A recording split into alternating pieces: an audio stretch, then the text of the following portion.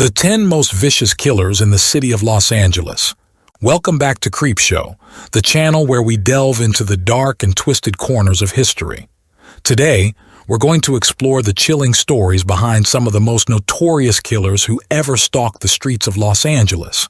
From the cunning manipulations of cult leaders to the horrific acts of serial murderers, we'll uncover the gruesome details that make up LA's sinister past. Buckle up, because this is going to be a terrifying ride through the city of Angels' most vicious and infamous killers. The city of Los Angeles. These are the Angel City. It doesn't matter what you call it. It's an interesting location. There are millions of tourists who go to Los Angeles County in search of the sand, sun, and glamour that Southern California has to offer. These tourists come from Hollywood, Malibu, and Pasadena. Those who are extraordinarily wealthy, as well as music bands and movie stars, call this place home. Despite the fact that there are many things to adore about Los Angeles, the city may be risky. It should not come as a surprise that the county has high crime rates given that it has a population of over 9 million people as a whole, with approximately 4 million people living in the city of Los Angeles alone. The LA is a city that, over the course of its 200-year existence, has been home to more than its fair share of cruel and sadistic murderers. Many different types of killers can be seen roaming the streets of this city, ranging from the lowest street thug to the top mob rulers. There has been an abundance of documentaries and other programming centered on serial killers that has been broadcast on television networks in recent years.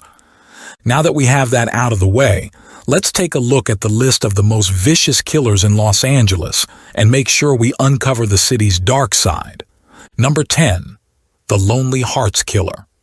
Between 1957 and 1958, Harvey Glatman, sometimes known as the Lonely Hearts Killer or the Glamour Girl Killer, was responsible for the deaths of at least 3 women, moved to Los Angeles. In 1957, she started hanging out with modeling agencies and began acting. From the other side of the street or just around the corner, he would shoot photographs of women entering and exiting the building. In the event that he saw a model that he liked, he would pretend to be a photographer and make a commitment to secure modeling jobs for magazines. As soon as they arrived at his studio or apartment, he would bind them, rape them, and then kill them, most of the time by strangling, before disposing of their remains in the desert wilderness. It was through an advertisement in the Lonely Hearts newspaper that he met the 3rd victim, which is where the name comes from. The previous 2 victims were models. Judy Ann Dull, Shirley Bridgeford, and Ruth Mercado are among the people who have been identified as his victims. When a passing police officer observed him battling on the side of the road with Lorraine Vigil, who would have been his 4th known victim, he was apprehended and taken into custody. In addition to confessing to the first 3 murders, he provided the investigators with information on how to locate a toolbox in which he had contained photographs of his vicious work. At San Quentin State Prison, Glatman was put to death on September 18, 1959, using the gas chamber as the method of execution.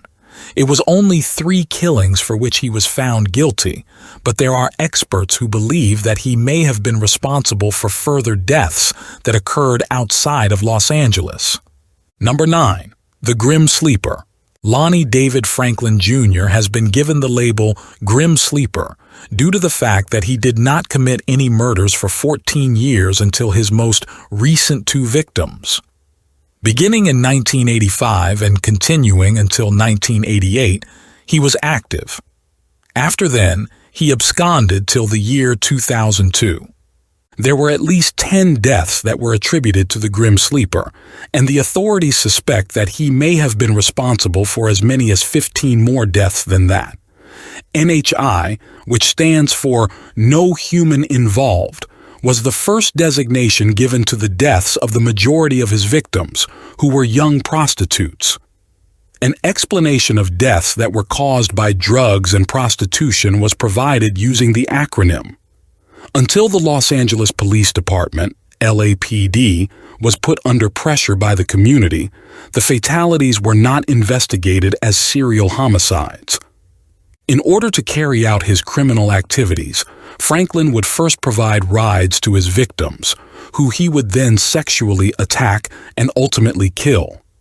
As a result of his habit of disposing of their bodies in alleys or dumpsters, it was originally impossible for the authorities to establish a connection between the killings. In 2010, DNA evidence established a connection between him and the murders, which was a defining moment in the investigation. A significant contribution to his capture was made by cutting-edge forensic techniques, such as DNA matching with members of his family. There is just one of his victims who is known to have survived, and that is Laura Moore. After approaching her at a bus terminal and offering to give her a lift, Franklin opened fire on her with 6 bullets while she was riding in his vehicle. In 2010, Moore was able to survive her assault and assist law enforcement in capturing Franklin. Although Franklin was found guilty and condemned to death in 2016, he passed away on March 28, 2020, while he was in the process of awaiting his execution. A documentary about Grimm Sleeper was produced by HBO in the year 2014. Number 8. The Highway Killer. Over the course of the late 1970s, Southern California was terrorized by William Bonin, who was also known as the Freeway Killer. When Bonin was born on January 8, 1947 in Connecticut, he experienced a difficult childhood that was marked by both abuse and neglect. After serving in the United States, his criminal activities became more serious. After committing sexual misconduct while serving in the Air Force, he was dismissed with dishonor. Beginning in 1979, Bonin went on a killing rampage that lasted until 1980, when he was finally apprehended. His crimes included kidnapping, sexual assault, and murder of young men and boys, and he frequently picked them up while they were hitchhiking. He was notorious for his crimes. After luring his victims into his vehicle, Bonin would bound, torture, and ultimately kill them before discarding their remains along freeways in Southern California. Bonin's victims lived in Southern California. In certain instances, his collaborators, such as Vernon Butts and Gregory Miley, provided assistance in the commission of the crimes. Because of the extensive extent of the deaths, the investigation into the Freeway Killer involved a number of different law enforcement authorities. In the end, Bonin's capture was made possible by a combination of forensic evidence and the testimony of witnesses. The authorities suspect that he may have been responsible for at least 21 murders, despite the fact that he was found guilty of only 14 homicides. After being found guilty of raping, torturing, and killing 14 young boys, Bonin was sentenced to death in the year 1982. During the time that he was holding out for execution in 1983, he was found guilty of 4 additional murders and sentenced to death. As the first person in the history of California to be executed by lethal injection, Bonin was put to death by lethal injection at San Quentin State Prison in the year 1996. Number 7. Hillside Stranglers, or Stranglers. A group of notorious serial killers known as the Hillside Stranglers tormented the city of Los Angeles between the years 1977 and 1978. Kenneth Bianchi and Angelo Buono Jr. were cousins and were members of the Hillside Stranglers. Bianchi and Buono, who were born in 1951 and 1934, respectively, went on a heinous killing spree, during which they kidnapped, sexually assaulted, and murdered young women and girls.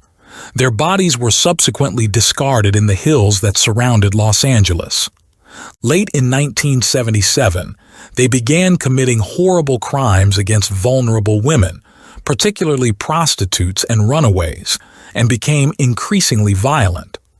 For the purpose of enticing their victims to a remote location, the two would assume the identity of police officers who were not on duty.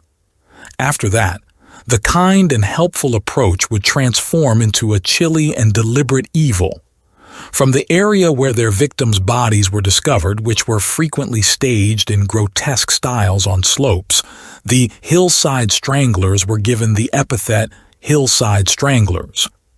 The investigation into the Hillside Stranglers was one of the most exhaustive in the history of Los Angeles. It required a significant amount of labor from the police and instilled dread in the community.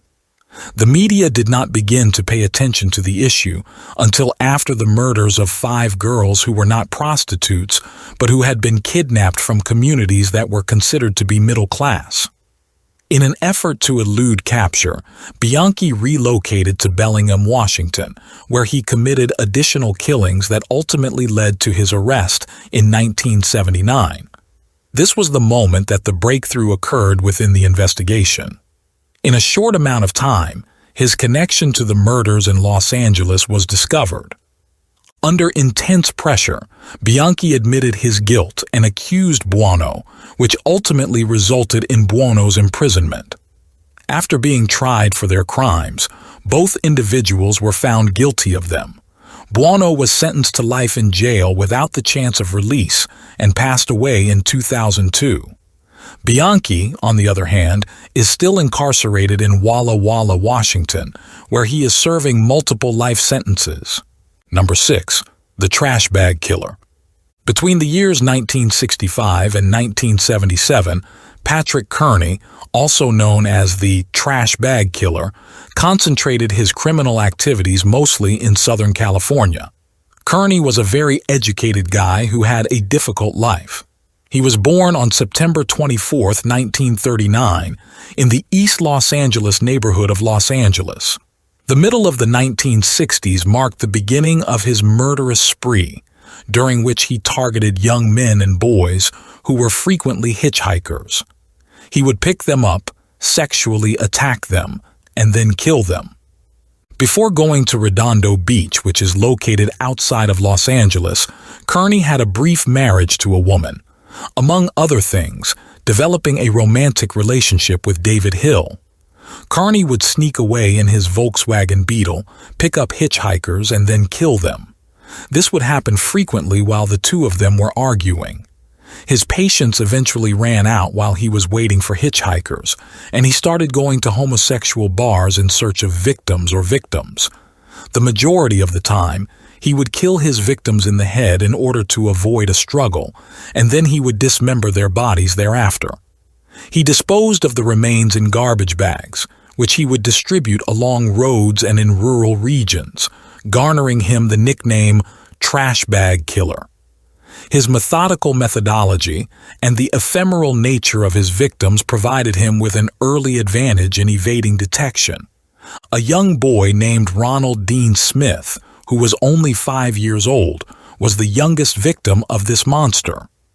The year 1977 marked a significant turning point in the investigation when Kearney was taken into custody following an unsuccessful attempt to kidnap a victim who managed to flee and furnish the authorities with vital information. Following his arrest, Kearney admitted to perpetrating 21 murders. However, it is believed that he may have committed as many as 43 homicides. His confessions were quite comprehensive, revealing in terrible detail how he chose his victims, murdered them, and then disposed of them. Number 5. The Skid Row Slasher. During the middle of the 1970s, Vaughn Orrin Greenwood was responsible for the slit throats of at least 11 individuals who were living in alleys and squatting grounds in Hollywood.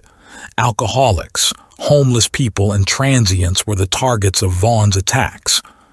Although the Skid Row Slasher began his profession in 1964, he only committed 2 murders before withdrawing from the industry for a period of 10 years. In the year 1974, he went back to killing with a fury, carrying out 9 attacks within a span of 2 months. Between 1974 and 1975, he was responsible for the deaths of at least 11 men who were slashed across the throats and suffered terrible wounds all over their bodies.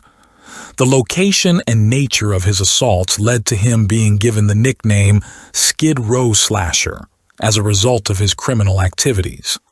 The victims were frequently discovered with their throats slit and their bodies posed in unsettling ways, which suggests that the perpetrators may have been motivated by ritualistic reasons.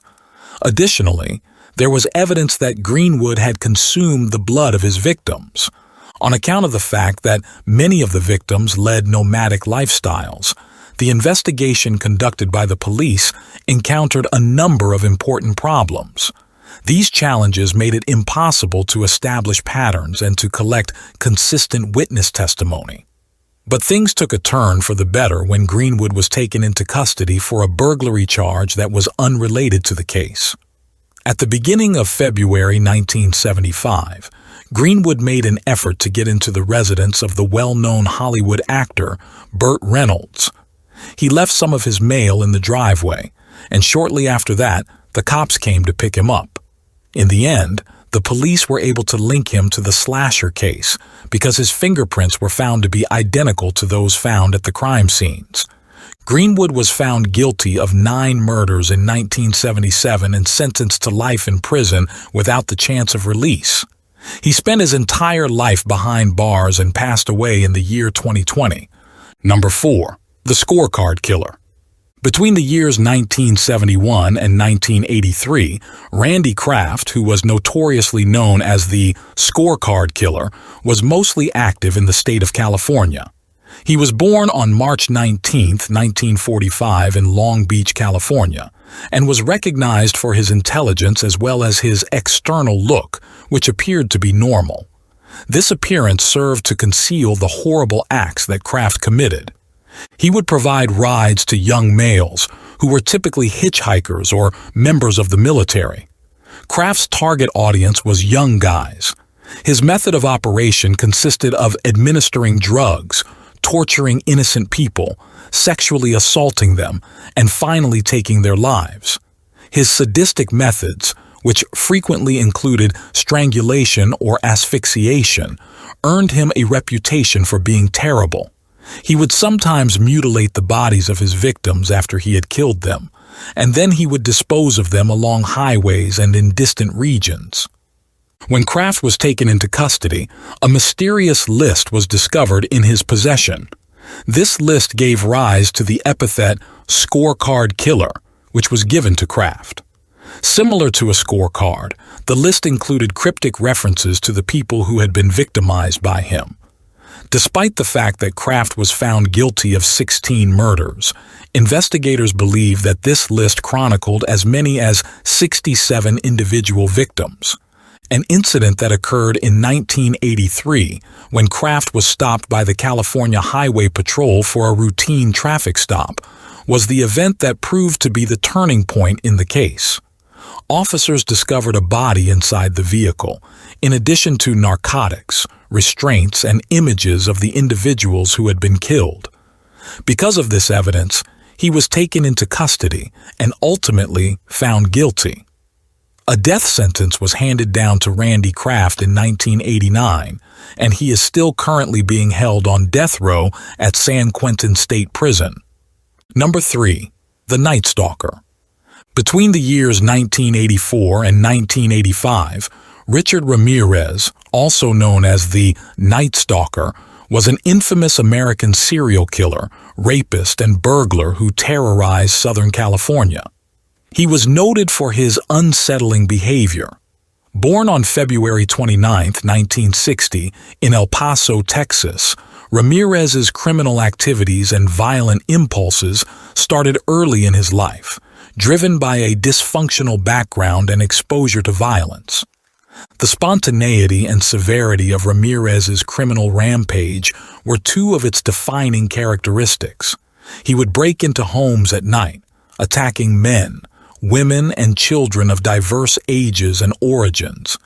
He employed exceptionally brutal methods which included bludgeoning, stabbing, shooting, and sexual assault, among other violence. As a result of the fact that he frequently left symbols and inscriptions at the crime locations, his criminal activities also involved acts of demonic worship. His initial assault on Jenny Vinkow, who was 79 years old, resulted in the elderly woman coming dangerously close to being severed from her head. Over the course of 1 year, he continued to act in this manner, and although he was only found guilty of 13 murders, many authorities suspect that he committed additional murders. Although there were a few persons who were able to escape encounters with him, his attacks were extremely violent and demeaning. He frequently preyed upon couples, first raping and killing the lady, then killing the guy using a broad variety of weapons. He was a serial killer. He was given the nickname Night Stalker by the media because of the fact that his attacks occurred throughout the night, which caused widespread panic throughout the areas he targeted. The police initiated a vigorous manhunt, employing a variety of investigation strategies and making extensive pleas to the general public for information. On the 31st of August 1985, Ramirez was eventually apprehended after being recognized and seized by a group of neighbors in the East Los Angeles neighborhood. The depth of his horrible actions was brought to light during his trial, which was one of the most publicized in the history of the United States. Over the course of 1989, Ramirez was found guilty of a variety of offenses, including but not limited to 13 murders, 5 attempted murders, 11 sexual assaults, and 14 burglaries. He was found guilty and sentenced to death. After being sentenced to death, Richard Ramirez remained on death row at San Quentin State Prison until his passing on June 7, 2013, which was caused by complications connected to B-cell lymphoma. Number 2. The Golden State Killer. Serial killer, rapist, and burglar Joseph James DeAngelo, also known as the Golden State Killer, committed a string of horrible crimes in the state of California between the years 1974 and 1986. He was infamously known as the Golden State Killer.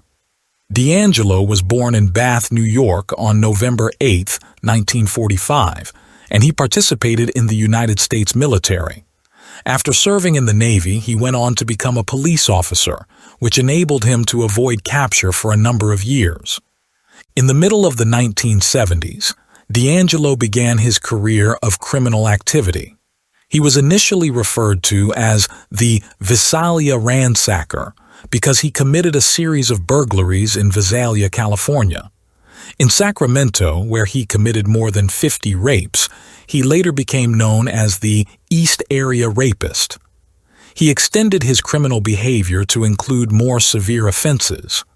In addition, by the late 1970s and 1980s, he was recognized as the original Night Stalker, a person who was responsible for at least 13 homicides in the Southern California region.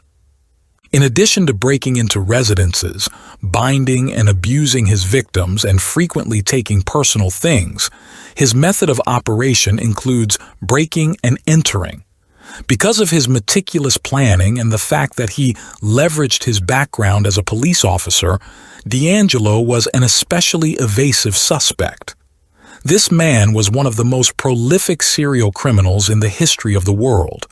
He was responsible for 13 verified murders, 50 rape victims, over 200 burglaries, and endless years of terrorizing the state of California.